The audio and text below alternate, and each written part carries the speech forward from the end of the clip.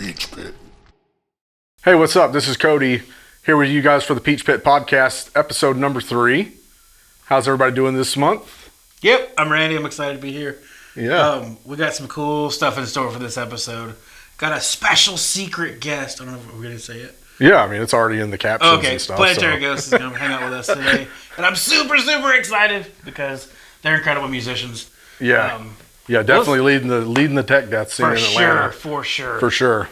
So what have you been into this week? What have you been listening to? Shows? Anything? Yeah, this past month I went to the third time I've seen the Deftones. Ooh, cool. So I saw them at State Farm Arena, and me and Kellen and his wife and my girlfriend, we all went, and I've seen them 3 times. It was the second best out of the 3 times. It was really good. Chino looked like he had been working out. He was in good shape. Oh, good.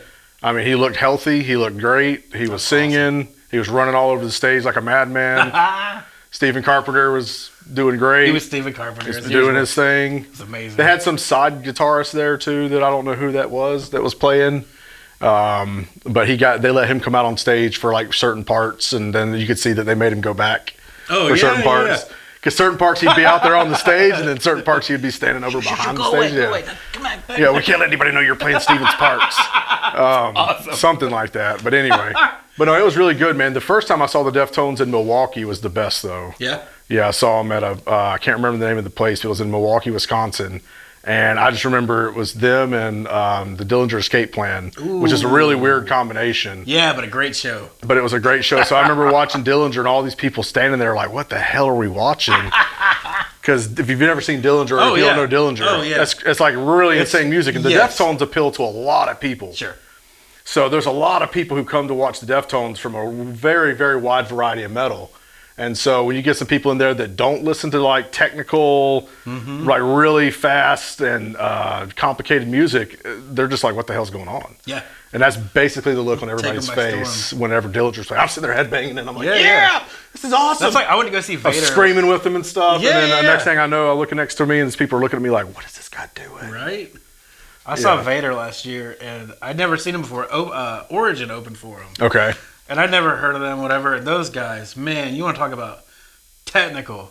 Like, it was like way over my head. But I enjoyed the hell out of the show. It was just, I was just like, this is so different than Vader. But it was fun. It was a great show. I was going to say, you mentioned having the side stage guitar player. I'll never forget, I saw Alien Ant Farm last year. And I was really excited because I was They're still around? I know. Dude, it was a cool show.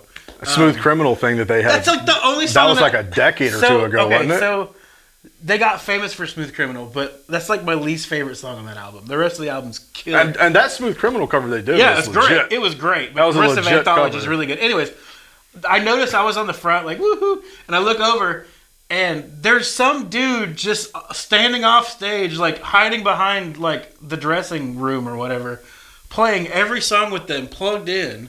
And I'm thinking, that's really odd, like to just have another guitar player just hiding somewhere. I'd never seen that before. Yeah, that was what was happening at the Deftones show. Only they let him come out on stage every now and then. This guy never saw the stage. He was like hiding, playing the rest of the songs. I was like, this is just awkward. No, but other than that, this month, let's see, I've been spending a lot of time listening to the Acacia Strain this month. Yep. I don't know why. I just told Siri when I was driving down the road, hey, put on the Acacia Strain, and that's what it's been on as a playlist of that for a good week or two, which has been pretty solid. And then I listened to the new Whitechapel album. The new Whitechapel album was, I mean, it was pretty solid work there. Oh, yeah. I'm not sure if Mark Lewis did that one or not. I can't remember if he did. I know he's done most of their albums. But I don't know if he did this one or not, but it's a great album. That's awesome. Yeah, the Hymns of Dissonance. If you get a chance to check that out, I would definitely recommend checking that album out. Solid album. Yeah, best Whitechapel album in quite a few. Yeah. There's not really any clean singing. It's very brutal. Phil goes back to that old school, real low high differential back and forth with the vocals. I don't know. It's just really heavy, man. That's cool. It's a good album. I listened to it a few times through. It's not like my brand of metal or whatever, like you would say, but I could hear it, what they'd put into it. And like I say with a few bands, like what they do really, really, really well. Mm-hmm. It's just not what I enjoy listening to all the time. But that doesn't make them any better or worse. It just means that it's not my cup of tea. But sure.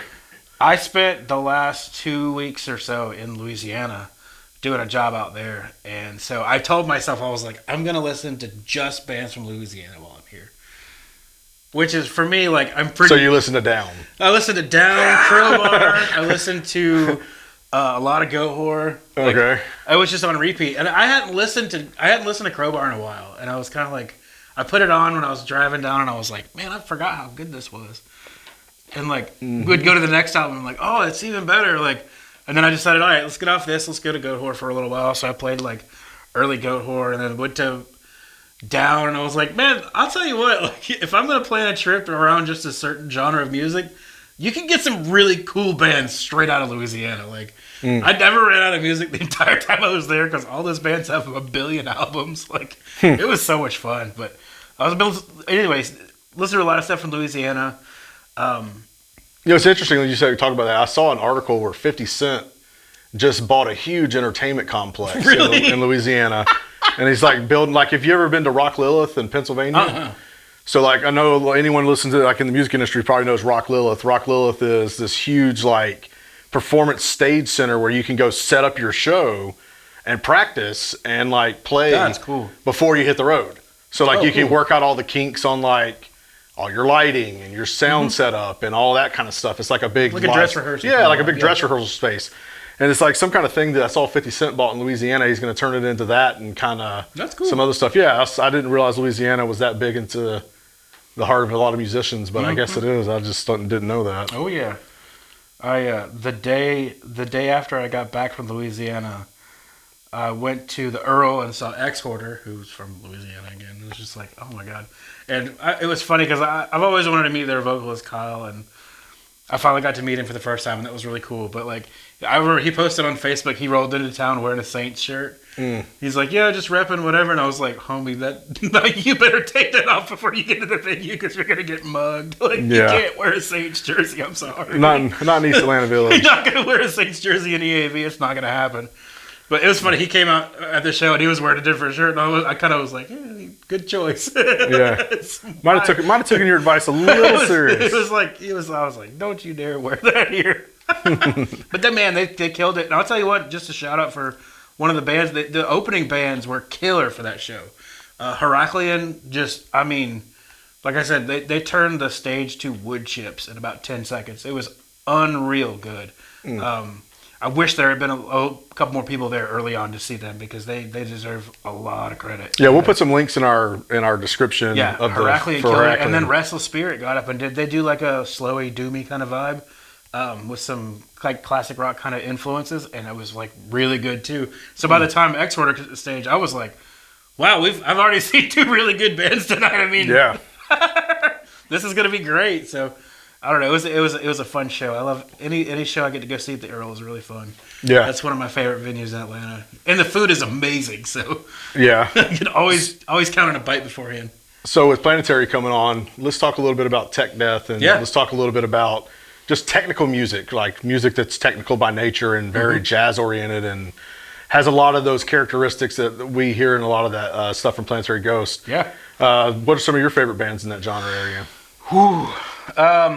In terms of tech, I always gravitate towards Demon King.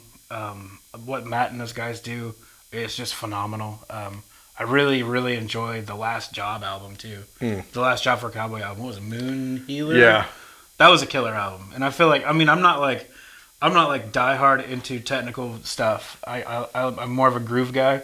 But man, as a guitar player, hearing someone be able to pull off that kind of stuff is just crazy. Yeah. And I love, I grew up listening to classical music, and I still do quite a bit. And just hearing those influences kind of trickle into that in a really cool, dark kind of way is really, really fun. So, yeah, I'm really excited to get to chat with Cameron for a second about just guitar nerd stuff. Yeah. Yeah, when it comes to technical music in nature, I'm not going to say tech death because I can only name maybe 5 tech death bands. Yeah. That I could, well, I don't know, I could probably name more than that. Like The Faceless is really good. Yeah. I like, now I'm blanking. But no, the Faceless is really good. Didn't I say that already? Yeah, no, I like Between the Buried and Me. Yep. I don't consider them tech death, but I consider them technical in nature with the style of music they play. And I'm a huge BT Bam fan, have been for a long time.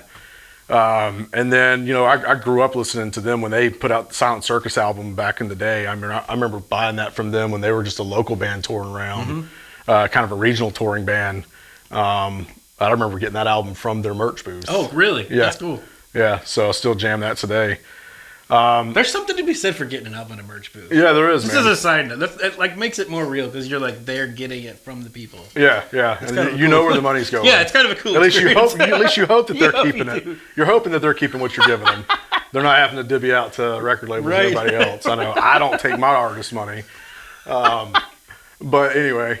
But yeah, so BT Bam, like I said, I grew up listening to that Cephalic Carnage, or Cephalic Carnage, however you want to pronounce it. I'm not sure which one's right, but they're really sick.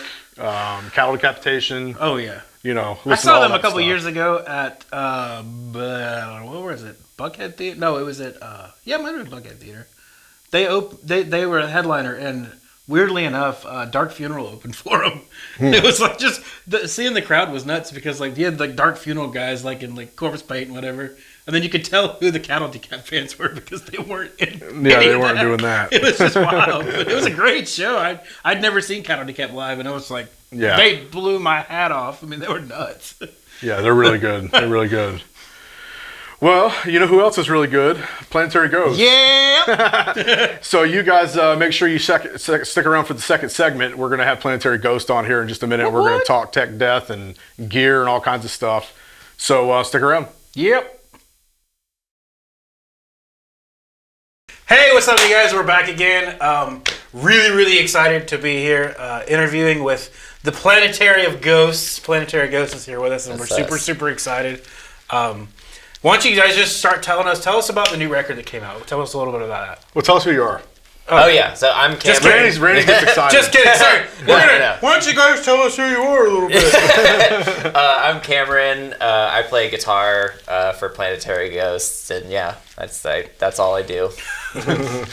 Hi, I'm Josh. I hoot and holler for Planetary Ghost. Nice. Yeah.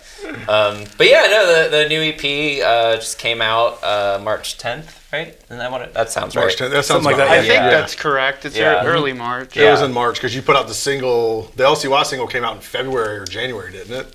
It came out in December, actually. Was it Yeah, December? I thought it was like later, but I just watched, looked at the video the other day, and it was like December 10th. I was like, what? God, that time felt flies, so long. bro. Yeah, I thought that was post-Christmas. Yeah, me too. Yeah, the weather was so nice. It was really nice. Yeah.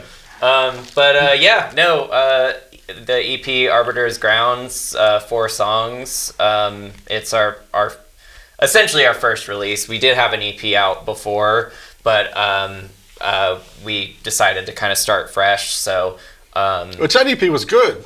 Yeah. Thank you. Yeah, a lot of people really liked it. I think it's still on Bandcamp, actually. It is on Bandcamp. You can go find it. It's not on Spotify and other ones. Okay. No, but we just wanted to write like the 4 strongest songs we could. Like, we wrote it for about a year, we essentially wanted to write an EP that was just like nonstop for the whole period of time that it went. Mission accomplished. Yeah. Mission accomplished. So, which is very stressful for us to play, but we're really proud of it. And we, with our next release, we're working on writing an album right now, and it will not be it'll be very techy. It's not going to be less complicated or difficult, but there's going to be a little bit more space, just to make it a little bit more breathing vibey room. And give us a second to take a breather. But we're super proud of it. It's been doing really well. People really like it. Who'd you guys work on with it? John Douglas produced the EP. He's a good buddy, and I worked with him in my other band, Torn Soul, so he was just kind of the logical choice to go with because we work really well together. Yeah, and I watched some of his URM videos. Yeah, he's great. He helped. Actually, when we were writing the EP, he was the first person I went to with like riffs. I would just text them to him, and he would be like, "That sucks," and I'd be like, "Okay, I'll work on it." And yeah, he gave me some great advice. So yeah, check it out. We're super proud of it. You should be. It's really good. Thanks, I appreciate it, man. Thank you. I listened to it cover to cover several times. Oh, thank you. It's like, I love that it starts off kind of like clean and like, yeah. I was like, because I turned it on and I was like, this isn't like, because I had just seen you guys, right? 529. Yeah. And I was like, okay, this is cool. And it's like, yeah. It doesn't stop. It's like 10 seconds of chill shit, and then all of a sudden it's brutal. Yeah. It's incredible. Yeah. Incredible. Thank you so much. And I think the last time I saw you guys, because I missed that 529 show, but I saw you guys play Mosh for Tots. Yeah. Y'all played Mosh for Tots with us at Dark Cells. Yeah. And I think you had a different singer back then. I don't know that you were there back then. You were there for the Mosh for Tots. Yeah, were you? Yeah, that was Josh. Okay. Yeah. But maybe your beard was shorter. Yeah. I don't remember. Potentially. Yeah, that was a rough show because it was a great night. All the bands were fucking awesome. It was so fun. But we had some really bad technical difficulties, and that was like the most nightmare show I think I've ever had. Oh wow! For me, from my point of view. Well, I'm glad you didn't realize it, but it was. We got through it. It was fine, but I just remember being so stressed out. I remember not having any monitors at all. Yeah. Oh man. Yeah. But that was fine. That was our fault, but my fault actually. I'll take the. I blame you. Yeah, you should. Well, the good thing is the Star Bar is a cool place, but it's a small room, so you can just crank the amps and fill that room up. You don't have to really worry too much about the sound. Yeah. As long as you can hear your vocals. I couldn't. It's just hollering into an abyss. Yeah, pretty much. Yeah, pretty much. I had no idea how I sounded. Yeah. But that's okay. We're much more. Tell me about how when you on the new album, how'd you approach the vocals on that a little bit? Oh, Give man. us a little bit of back on that. Yeah. So approaching the vocals on that record, I really like when writing lyrics. Mm-hmm. I don't like to separate the lyrics from the music at all. I don't really write lyrics before hearing the music. And so initially, the first tune I wrote for the EP was Laps. Okay. And I just kind of sat at my computer and had the notes on my iPhone on and just listened to it over and over again, looped over parts over and over again, decided where I wanted layers and such. And then when we finally got to John's to start recording, I was trying a few different techniques and stuff that I hadn't really been comfortable with trying because I'm very much a traditional death metal vocalist. I'm not really familiar with I guess what you would consider a core, right? Or like fry screams and that kind of thing. Yeah. I'm much more like false chord, and I use fries for highs, and that's it. Mm-hmm. And I didn't really know exactly how it would sound when I recorded it, and John gave me some really good pointers and advice, and I think we spent about 3 to 4 hours tracking the vocals for each song with layers and stuff like that. That's cool. That's about what it takes. And I had never done it like that. With the other band that I'm in, Nihilect, I mostly just went in there an hour and a half,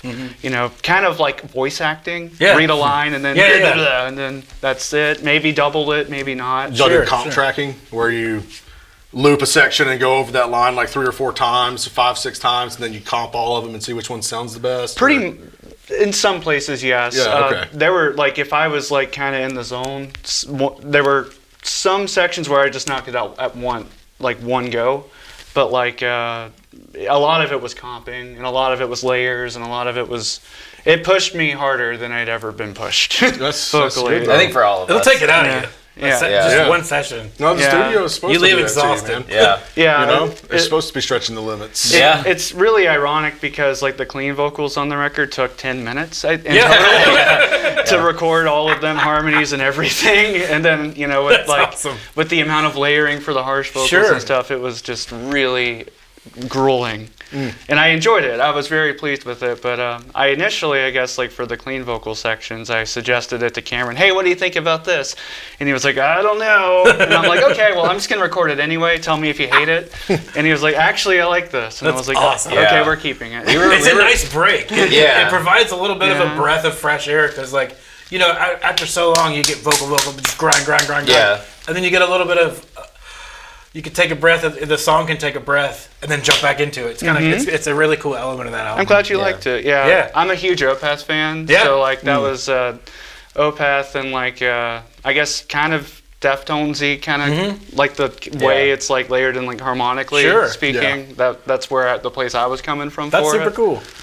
And I was super. I think we all were like very unsure about clean vocals because we were very like much wanted to be like we want to be heavy and technical. That's definitely if there are two things about us, that's what we want to be. And but I'm always open to try new stuff. Like that'll always be a part of the process. I think that's really important. You weren't scared of the elitist, were you? No. We don't talk about that here. No, but I very much like just fell in love with the way the clean vocals sounded. As the second I heard it, I was like, it fit the vibe so well for these sections. It like filled in the space that we needed it to, and it was like I'm very picky with clean vocals. I think a lot of metalheads are. Yep. And it just like it sounded like it reminded me of so much music I listened to growing up, and I was like, "Fuck, this is sick." So I was so glad that Josh did that and committed to it. Yeah, clean vocals in metal have to be done right. Or it just doesn't come off correct. It could kill a song in like 1 second. It really can. Like everyone notices it. Yeah, it's scary. I go back to it. I talked about it in Meet the Band, one of our other shows that we did, but it always reminds me of Eddie Hermida. Yeah. Right? Yeah. It's like, dude. Yeah. Almost got canceled because of that one little word. And it's like, it's rough. Yeah. What band now? Suicide Silence. Yeah. Eddie Hermida. Yeah. Who took Mitch Lucker's place. Yeah. Yeah, on that one record, he did the whole teehee thing or whatever it was. Yeah. Yeah, it got me. People did not like it. That's not exact. But it was an attempt at clean vocals that shouldn't have been done. That was I think that band. I think that sounds like it was more like a Michael Jackson. No, it wasn't. You have to listen to it. You have to listen to it. We'll listen to it. Yeah, it doesn't sound like Michael Jackson. It's kind of weird. Yeah. So tell me with your live rig, studio rig, what kind of gear do you, I know you're a Strandberg guy. Yeah. Bought and sold Strandberg. Yeah, I know. Everyone like knows me as the Strandberg guy now, which is I get it. I have two, so it's like it makes sense. And I love that company. I love headless stuff. It's great. Great. It's cool. Yeah. It I was on the market for a guitar a few years ago. And I just wanted something kind of a little bit nicer than what I had. And I was between the Keith Maros Schecter signature. Killer great guitar. We have one of those sitting right up there. Oh, really? Nice. Killer guitar. It's a great guitar. I love him still. I love Schecter in general. Yeah. And then it was the Strandberg. And then I was also flirting with the idea with the Nabasi. But I don't have that much money, so I didn't do that. But the Music Man. Well, you don't seem near pretentious enough to play one of those Abasi has his own guitar company, and they look like it looks like somebody stepped on a lima bean and then put strings on it. That's exactly what it looks like. Exactly. So naturally, you can see you're not why pretentious enough to play one of those guitars. Not yet. Yeah, we'll see. We'll see how the rest of the podcast goes. But what do you do for amps? What's your amps? I play a Black Star right now. Sweet. Just 100 watt, and I think I'm gonna switch it up for a Cortex soon, just because I want a smaller rig. I love amps. It's just we're looking to do more traveling for shows. Oh yeah. And just we need something a little bit smaller, and it'll be easier to like tone match stuff. So. Quad Cortex is almost essential these days if you're touring. Yeah, it's very normal. So. What are you gonna power it with? I'll probably do the Seymour Duncan. That's what I do at home. Power stage? Yeah, I do that at home. Stage. And it's loud. It's loud as fuck. Those power stages I use the Power really Stage loud. 100, I think it is. Yeah. And the Quad Cortex at 2x12 at my house. It's great. I also love 212s. I love the way 212s sound. So I like vertical 212s. Yeah. Oh Man. yeah, they're great. Yeah, the So, Mesa ones are sick. Yeah. Oh, the Mesa one's killer. I got one. There's like this company out of like UK called Harley Benton that does really kind of like more affordable stuff. Yeah. Dude, their vertical 212 will blow your shirt off. Yeah. They load them with Celestians Vintage 30s. Oh, great. And then sell them for like $250. I don't know how they do it. I will get one tonight. They're amazing. When you were saying European and you were saying Harley Benton, I was thinking Zilla in my head. Oh yeah. Zilla Those are cabs crazy. Zilla's great too. They're really good. They're insane. very known for their 212s. I love just all these like UK companies for amplification sound so cool. Yeah. Like I love Black Star. I love the way they sound, especially their cleans. It's just like really like sparkly and clear, and I like a lot of American amps too. Have you played through a Victory Kraken yet? No, I've always wanted to though. They sound awesome. That amp will light your yeah, pants like on fire. watched all that thing is awesome. Yeah, I watched all of like Rabia's videos, and Yeah. they sound insane. But yeah, no, Strandberg, and it's pretty simple. You Blackstar in the studio? No, we tried a ton of different amps. We did I think we went with a dual rack. Yeah, we did a dual rack. That's what we settled on. But we, just put the DI into a bunch of different amps through a Mesa 412 and an old 412. And that had the old logo on the front? Yeah. That's awesome. So... Yeah, we tried a 5150, we tried the dual rec, we tried just like the Cortex, we tried, I think, a Cali. A Fortin Cali? Yeah. Nice. Bunch of stuff. And yeah, I just love the way the dual rec sounded. It had a really nice like grittiness and roundness to it. It's a classic. Once you scrape the mud off of it, you got to do some work. But yeah. So yeah. Yeah, no, that's great. So you talked about touring more. So have you got anything like with the label or anything? Or are you guys working on something in that area? Or we're talking with a label right now. We are. Essentially, the conversation. They're a pretty big label. I won't say who it is right now. No, that's cool. But they, I'll tell you maybe after. But we're. It's Walmart. Damn it! Blowing up our spot. But they essentially told us they really like what we're doing. They kind of want to see us do a little bit more in the realm of touring. So I think right now, just to see that we're serious. Right. Quote unquote, but we're trying to book some regional stuff right now. We've got a couple shows booked outside of Georgia, so yeah, hopefully we'll have some tours announced for the fall. Is kind of what we're looking for. What are some ones that are coming up? So I think we've got a show. I don't know when this is coming out, but we've got a show this Saturday at 529. Sweet. We just announced one May 30th with Aluka and Visitant. That'll be the first one people will hear about on this show. Yeah. Okay. So this will come out May 1st. Yeah. That show is going to be awesome. We really love those two bands. Mm-hmm. I don't know if I would check out Aluka and Visitant. They're both super sick. I haven't heard of either of them. Yeah, they're. I've heard the name Aluka before. They're from Florida, I think. Both of them, and just like Aluka is really cool, kind of groovy death metal, a lot of Meshuggah influences and stuff, and then Visitant is kind of this like cool techie black metal band. Oh, cool. So yeah, that'll be a cool one. And then we've got a show in Spartanburg, South Carolina, July 12th.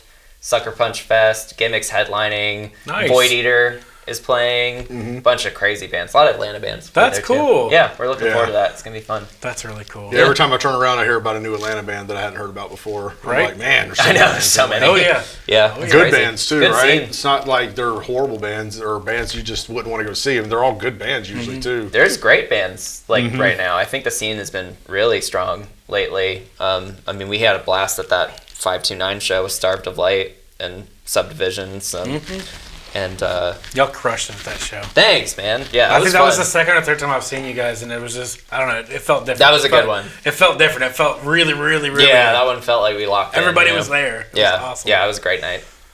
Man. Yeah. It's funny you said that about Atlanta bands because like when I'm not in Louisiana, I listen to I listen to mostly local bands, and I never run out of music to listen to. Good. That's because sick. Atlanta's got enough really strong bands that.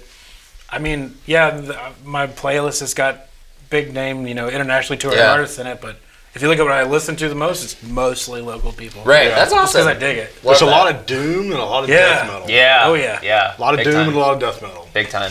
Absolutely. Yeah. Hell yeah. So, tell us about your lyrical influences. Like, what are some of the things your lyrics are about? And if you want to tell us, you don't have to if you don't want to. But I was just thinking, it's like mainly crayons. I'd like to know what some of the lyrical content's about, and where you get inspiration from. Sure. So for this EP, I guess I wrote a few of the tunes about different experiences in the workplace. Okay. I work in an industry, like my day job, where there's a lot of toxic masculinity and a lot of sexism and things like that. And just kind of the guilt I feel about being or having to like keep this job in this place that does not align with my values. Mm-hmm. I wrote, I wrote an entropy about that specifically, and I wrote. So of course everybody's wondering now what you do. So you don't just say the business, but is there a... So what industry is it? Automotive. Automotive, okay, understand. And I can understand the toxic masculinity. Yeah, I kind of see where you're coming from now. Yeah, and just kind of like the perpetual guilt I feel about having to that be my main source of income. Yeah. You know, it's like, God, I have to see these people every day kind of thing. But I wrote Tabula Rasa about a family member. Okay. And how you're not really defined by, you don't have to be defined by traits that you inherit from your family, so to speak, upon like nature versus nurture, but like you're nurtured these principles and attitudes. You can actually kill that part of you. I kind of wrote that song about that. I can vibe with that for sure. The intro track, Arbiter's Grounds, I kind of took inspiration, like I guess like the emotions and feelings I had about being in that workplace, but kind of used imagery from Legend of Zelda Twilight Princess. Okay. Cool. Which is one of my favorite games of all time. That's awesome. Oh, nice. And Arbiter's Grounds is actually a dungeon in that game. Okay. And I guess someone did notice, by the way. Someone asked me if it was from Zelda. I was like, fuck yeah. That's awesome. Yeah, and I wrote that kind of somewhat about the intro sequence where Ganondorf is like imprisoned by the sages. They try to kill him, but they can't. And he ends up killing the Sage of Water. Nerd stuff. Anyway. Yeah.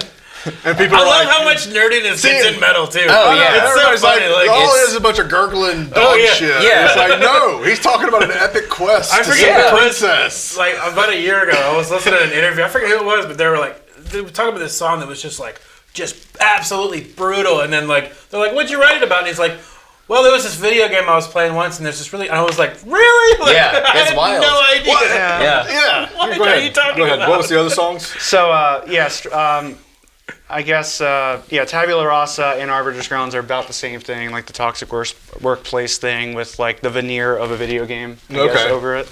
I wrote I wrote Tabula Rasa about the family member, and Lapse was the first song I wrote for the EP lyrically, and I wrote that about an experience I had in an open mic. Because I sing and play guitar and like do a few other different projects. Like I'm in a shoegaze band. I do that. I do a lot of solo acoustic gigs. Sweet. And just kind of like the feeling I got of like being there. Like everyone, not to sound super pretentious, but like it's kind of about the human desire to be wanted and respected, but like also being in a room of people that you don't necessarily want to interact with because of the attitude they're giving off. Oh yeah. It's as a musician, I understand exactly where you're absolutely. coming from. Yeah. It's a real, but it's also a really normal human thing to want to be appreciated. I guess. Big time. Yeah. In my experience with because when we first started working together, you never know how lyrics are gonna go. You know, it's a really big part of the process, and I was kind of bands like Job for a Cowboy, Cattle Decapitation, these bands that I love. It's like there are parts of their lyrical elements that it's easy to write them off with screaming because it's just like you don't have to pay attention to the lyrics. But I think when people take the lyric writing process really seriously, it can make the music much more special, obviously. And I was worried about, when you bring someone new into the band, what is their process going to be like? Am I going to like what they have to bring? And I instantly connected with Josh's lyrics. Everything he wrote about was just like so aligned with the things that I feel, and I edit all of our content and stuff. Oh, cool. And so I was working on the lyric video for Tabula Rasa, and that was like one experience where I really got to get really into the lyrics, and like just because I had to place them in the video, but I saw them for days, for hours. You appreciate it a lot more. I fell in love. I mean, it was emotional. I was like, God, this just it was so cool to have a song, because I'm not a part of the lyric writing process. I just write riffs that stress me the fuck out, and I was like, we have this song that just like says something that I can't say. It was really special. So so cool. I think Josh's lyrics are like truly excellent, and I recommend diving into them, like reading them. Yeah, I think for they're sure. really Yeah, and the lyric great. video is what made me ask the question, because I thought the lyric video was really good, and a lot of the content you guys had worked on. And, Yeah. Thanks. Yeah, I'm super proud of it. Yeah, lyrically, I think, like I said, not to sound super pretentious, but human emotion is really complicated. It's not really black and white, and I think like a lot of the lyrics kind of give light to that, because there's not really one definitive situation. It's more coming from like an organic feeling kind of place, not and I mean situations too, but like human emotion is really complicated. You know, you can't really define it with one word or anything like that, or experience. Yeah. Nope, I agree 100%. Absolutely. Well, guys, I really appreciate you guys coming on for the show. Thanks for having us. You want to blast your socials so everybody know how to find you? Yeah, totally. So we're on Instagram at Planetary Ghost Official. That's where you can find like all updates for our shows, merch, anything you want to find. Go buy is merch. There. Yeah, we just got a shipment of some really cool shirts that we should be able to ship out soon. I think we're on everything as Planetary Ghost Official, like YouTube, TikTok, all that stuff. But yeah, check out our EP, Arbiter's Grounds. It's 4 songs, and it's got some crazy features. We've got Chris Xenopoulos from Vulvodynia. He does a guitar solo that's insane. And then we have a feature from Cheney Crab from Entheos on the song Tabula Rasa. That's super insane. So yeah, check it out. Yeah, that's awesome, guys. Thanks again for coming. Yeah, and thanks for having us. We'll see you guys next month on the Peach Pit Podcast. Woo!